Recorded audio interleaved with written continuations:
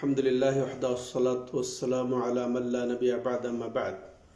সম্মানিত দর্শক ও শ্রোতা মণ্ডলী, আল্লাহ রাব্বুল আলামিনের অশেষ মেহেরবানিতে আমরা শুরু করতে যাচ্ছি ইমাম মাকদিসি রাহিমাহুল্লাহর প্রসিদ্ধ গ্রন্থ উমদাতুল আহকামের ৩৮তম পর্ব, হাদিস নাম্বার ১১৩। তো সালাতের অধ্যায়ে এই পর্বে আমরা একাধিক সূরা মিলানো, সূরা ফাতিহার পরে একাধিক সূরা মিলানো প্রসঙ্গে আমরা জানব।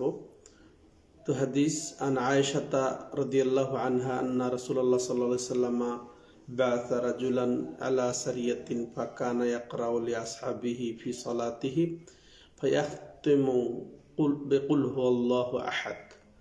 فلما رجعوا ذكروا ذلك لرسول الله صلى الله عليه وسلم فقال سألوه لأي شيء يصنع ذلك فسألوه فقال لأنها صفة الرحمن فأنا أحب أن أقرأ بها فقال رسول الله صلى الله عليه وسلم أخبروه أن الله تعالى يحبه।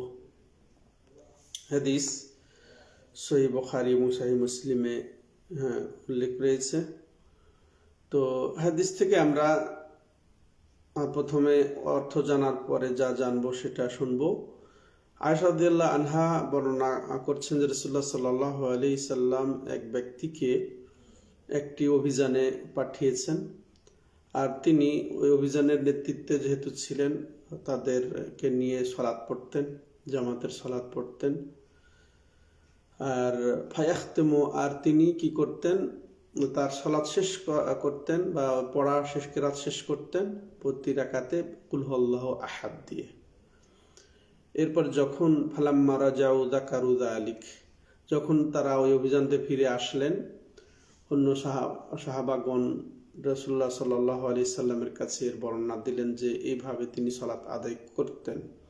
ফাকাল রাসূলুল্লাহ সাল্লাল্লাহু আলাইহি সাল্লাম বললেন সালুহু লিআইয়ি শাইইন ইয়াসনা যালিক, তো তাকে জিজ্ঞাসা করো যে তিনি এভাবে কেন করতেন। সূরা কুল হুয়াল্লাহু আহাদ, সূরা ইখলাস কেন মিলাতেন।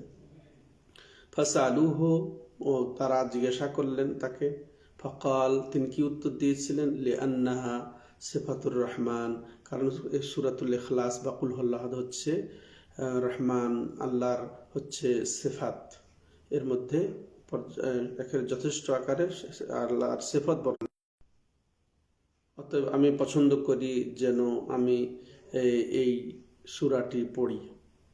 ফাকাল রাসূলুল্লাহ সাল্লাল্লাহু আলাইহি সাল্লাম, রাসূলুল্লাহ সাল্লাল্লাহু আলাইহি সাল্লাম বললেন আখবিরুহু আন্নাল্লাহ তাআলা ইউহিব্বুহু, তাকে খবর দাও যে আল্লাহ রাব্বুল আলামিন তাকে ভালোবাসেন। কি কারণে? যে সে সিফাতুর রহমান আছে, এই জন্য সূরা ইখলাস পড়তে ভালোবাসেন। তো আল্লাহ তাকে ভালোবাসেন, এটা নবী সাল্লাল্লাহু আলাইহি সাল্লাম তাকে খবর দিতে বললেন। তো এখান থেকে আমরা যে বিষয় জানতে পারি যে একই রাকাতে সূরা ফাতিহার পরে একাধিক সূরা মিলানো এটা জায়েজ। সেটা ফরজ সালাতই পড়াইতেন, যেহেতু ফরজে এটা মিলানো জায়েজ আছে। কারণ এই সাহাবী কুল হুয়াল্লাহু আহাদ দিয়ে তিনি তার রাকাত শেষ করতেন। তো এটা দ্বারা এটাই বোঝানো হয়েছে। তো নবী সাল্লাল্লাহু আলাইহি সাল্লাম এর থেকে তাকে যেহেতু নিষেধ করেন নাই, যখন শুনলেন বললেন যে তাকে খবর দাও যে আল্লাহ তাকে ভালোবাসেন, তাহলে জায়েজ আছে। হ্যাঁ, কেউ যদি এরকম সূরা একাধিক সূরা ইখলাস বা অন্য কোনটা মিলালেও জায়েজ আছে। তবে হ্যাঁ, এটা সাধারণত এটা নবী সাল্লাল্লাহু আলাইহি সাল্লামের আমল ছিল না এবং অন্য সাহাবায়ে কেরামও করেন নাই। সেই হিসেবে যে এটা আমরা যে কন্টিনিউ করব, আমল করব, এরকমটি নয়, কিন্তু জায়েজ আছে, এটাই আমরা শিখলাম। কারণ অন্য এই হাদিসেরই অন্য বর্ণনায় ইমাম বুখারী রাহমাতুল্লাহ আলাইহি এটাকে তালিক হিসেবে উল্লেখ করেছেন, মা ইয়ামনাকা আন তাফআলা মা ইয়ামুরুকা বিহি আসহাবুক, যে ওই সাহাবীকে এটা তিনি নিজে জিজ্ঞাসা করেছিলেন যে কিসে তোমাকে বাধা দিল যে তোমার সাথীরা যেটা চাচ্ছিলেন সেভাবে না করতে, মানে কেন তুমি বারবার মিলাচ্ছিলে। তাহলে এতে বোঝা গেল যে এটা মিলানোটা এটা উত্তম নয়, জায়েজ। দ্বিতীয় যে বিষয়টা আমরা জানলাম যে কোনো নির্ধারিত সূরা নির্ধারিত আয়াত এটা খাস করা বা এটা জায়েজ আছে, যাতে অন্তর যেদিকে ধাবিত হয়, অর্থ ভালো লাগে, ওটা পড়তে ভালো লাগে, তাহলে এটা জায়েজ আছে। এতে যদি কেউ করে তো অন্য সূরা থেকে যে সে বিমুখ হলো এরকমটি বোঝানো হবে না। তৃতীয়ত সূরাতুল ইখলাস বা কুল হুয়াল্লাহু আহাদের এখানে ফজিলত প্রমাণ হচ্ছে যে তিনি সাহাবী বলছেন যে এখানে রয়েছে আল্লাহ রাব্বুল আলামিনের সিফাত, সেই হিসেবে আমি পছন্দ করি। তো এখানে পুরা আল্লাহ রাব্বুল আলামিনের সিফাতের বর্ণনা রয়েছে, যে আল্লাহর পরিচয় এখানে পূর্ণাঙ্গ রূপেই প্রায় তুলে ধরা হয়েছে, সুন্দর আকারে তুলে ধরা হয়েছে, এটার ফজিলত পাওয়া গেল। এরপরেও এটা অন্য হাদিসে এসেছে যে সুলুসুল কোরআন সূরা ইখলাস হচ্ছে কোরআনের 1/3 অংশ, এটা আমরা বুঝতে পারলাম। এরপরে পরে হাদিসটি আমরা কেরাত সম্পর্কে, ওই যে সূরা ফাতিহার পরে কেরাত সম্পর্কে যেহেতু আমরা এটাও শুনবো। 114 নম্বর হাদিস, عن جابر رضي الله تعالى عنه أن النبي صلى الله عليه وسلم قال لمعاذ فلولا صليت بسبح اسم ربك الأعلى والشمس وضحاها والليل إذا يغشى فإنه يصلي وراءك الكبير والضعيف وذو الحاجة। হাদিসটি বুখারী ও মুসলিমের।